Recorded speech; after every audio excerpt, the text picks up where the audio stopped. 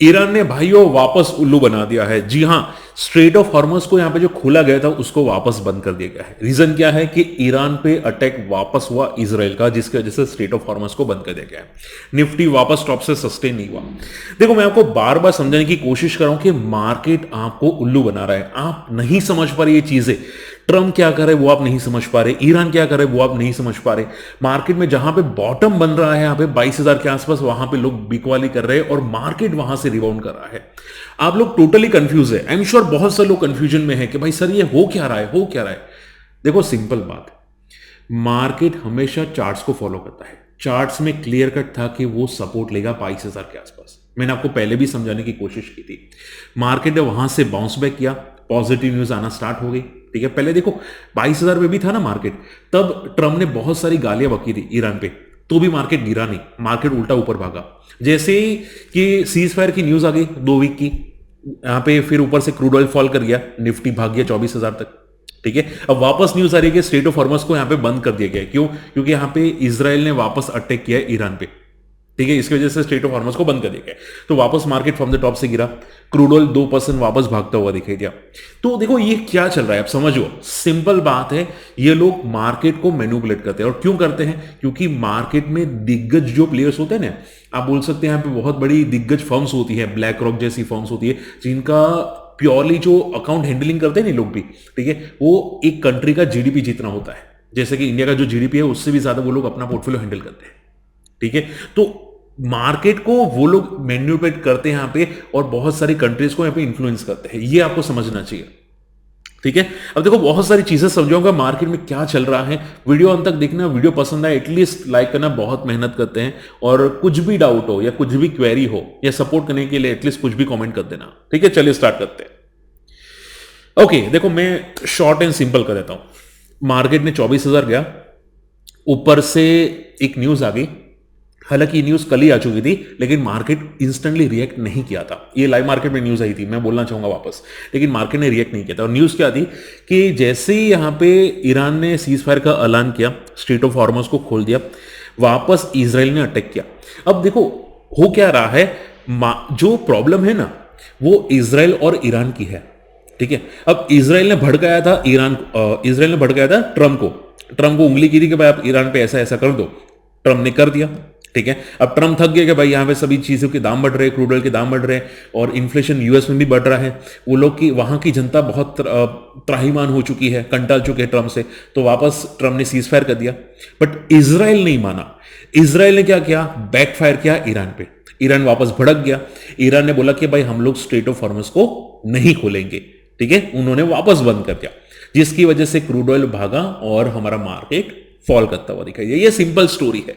ठीक है, अब क्वेश्चन ये आता है कि सर ये चलता रहा है, चल रहा है, हम लोग करें क्या? समझ में नहीं आ रहा। देखो सिंपल बात है, मैंने आपको पहले भी समझाया था। ये महीना जो है ना, अप्रैल मंथ, मार्केट एक रेंज में रहने की उम्मीद ज्यादा है। 22,000 पे सपोर्ट लेगा और रेंज में रहने की उम्मीद है, यानी कि बेस 2 थोड़ा सा पुल बैक हो सकता है। आपको सिर्फ ये ध्यान में रखना है कि ये मंथ का जो क्लोजिंग है ना, नेगेटिव नहीं होना चाहिए, किसी भी हाल में नेगेटिव नहीं होना चाहिए। यानी कि 22,000 या 23,000 के नजदीक में नहीं होना चाहिए। जितना 24,000 के नजदीक है उतना अच्छा है। अगर 23,000 या 22,000 के नजदीक रहा ना, तो नेक्स्ट मंथ जो होगा, because of the charts pattern, ठीक है, मार्केट वापस फॉल करेगा। ठीक है, देखो कोई रिकमेंडेशन नहीं कर रहा हूं मैं, आपको जस्ट एग्जांपल बता रहा हूं, समझाने की कोशिश कर रहा हूं कि चार्ट पैटर्न कैसे बिहेव करता है। ठीक है, मैं आपको निफ्टी का चार्ट यहां पे रख दूंगा, आप जाके चेकआउट कर सकते हैं। मोस्ट प्रोबेबली ये महीना पॉज बनने की कोशिश हो सकती है। और पॉज कितना हो सकता है? ज्यादा से ज्यादा 24,000 या 24,400, जो मैंने आपको फिबोनाची रिट्रेसमेंट की सबसे आपको डेली वीडियो में बताया था। ठीक है, तो मेरे डेली वीडियोस भी जाके देखा करो, वो भी इंपॉर्टेंट है। आई होप ये बात समझ चुकी है, तो आप कंफ्यूज मत होना। अब एक और आता है, सर आपने तो सही टाइम पे तो एवरेज किया था, म्यूचुअल फंड में सही टाइम पे आपने एवरेज कर दिया था, अभी क्या?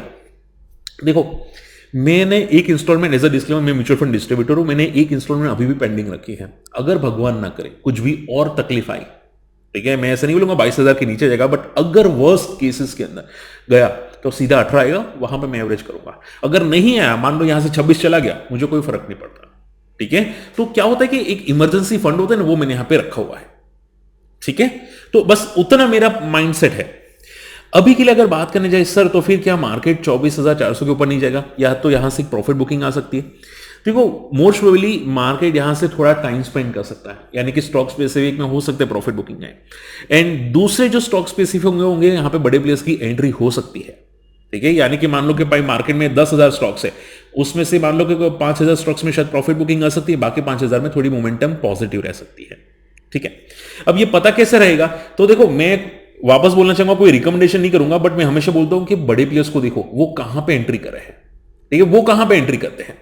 तो हम एक एग्जांपल है वो यहां पे पढ़ सकते हैं कि रिसेंटली पराग पारेख फ्लेक्सी कैप फंड, यानी कि म्यूचुअल फंड, एफआई तो बिकॉल ही कर रहे हैं, म्यूचुअल फंड ने एंट्री की है टीसीएस, आईटीसी जैसे दूसरे 14 अदर स्टॉक्स के अंदर मार्च मंथ के अंदर। आपने देखा होगा बहुत सारे आईटी स्टॉक्स क्रैश हो चुके हैं, काफी बॉटम आउट हो चुके हैं।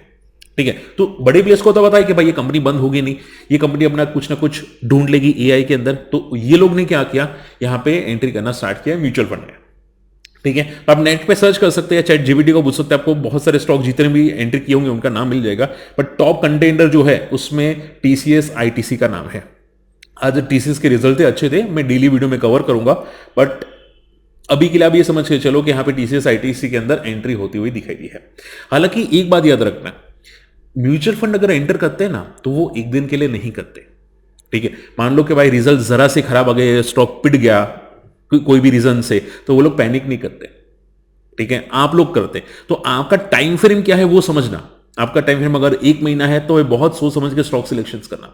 और मैं क्या करता हूं ऐसे मार्केट के अंदर, मैं स्विंग ट्रेडर हूं, तो मैं क्या करता हूं, मैं अभी के लिए एवरेज जो किया था वो मैंने एवरेज प्रॉफिट बुक कर दिया, and as a disclaimer, and मैं अभी सिर्फ बीटीएस की स्विंग ट्रेड ही करता हूं, वो भी छोटी सी क्वांटिटी में, ताकि रिस्क ज्यादा ना लो।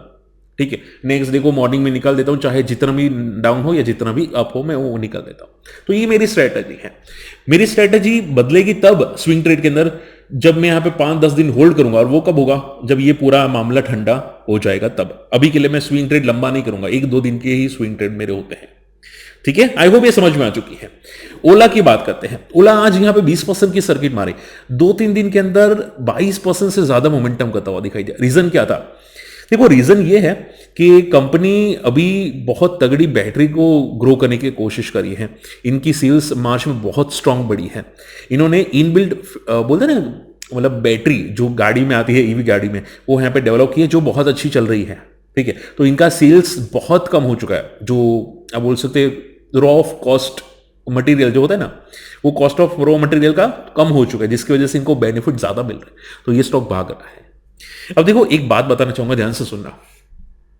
कोई भी स्टॉक कोई न्यूज की वजह से लगातार 3 दिन पॉजिटिव रहे और 3 दिन में टॉप पे क्लोजिंग दे, तो इट्स साइन के भाई बड़े प्लेयर्स की एंट्री हुई है। अब कौन बड़ा प्लेयर है मुझे नहीं पता, बट बड़े प्लेयर्स की कोई एंट्री हुई है।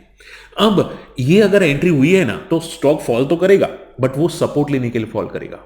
ठीक है, जो 20 डेमा होता है ना, 20 मूविंग एवरेजेस डेली चार्ट पे, उसको सपोर्ट लेने के लिए फॉल करता है। ठीक है, यानी कि अगर वर्टिकल गया तो वापस सपोर्ट लेगा, वापस ऊपर जाएगा, वापस सपोर्ट लेगा, और ऐसा ऐसा करके ऊपर चला जाएगा। ठीक है, ये चार्ट पैटर्न्स हैं, आप सीखोगे समझ जाओगे। मैंने ऐसे वीडियोस बनाए हैं चार्ट पैटर्न्स के, आप मेरी प्लेलिस्ट में जाके चेकआउट कर सकते हैं, आपको मिल जाएगा। ठीक है, तो ऐसे बड़े प्लेयर्स की एंट्री है। इसके अलावा एक और पॉइंट आ जाता है। देखो, आज डिफेंस स्टॉक्स बहुत अच्छी मोमेंटम की। मैंने आपको पहले ही बताया था कि ये सभी चीजों में डिफेंस में बेनिफिट कभी ना कभी हो सकता है।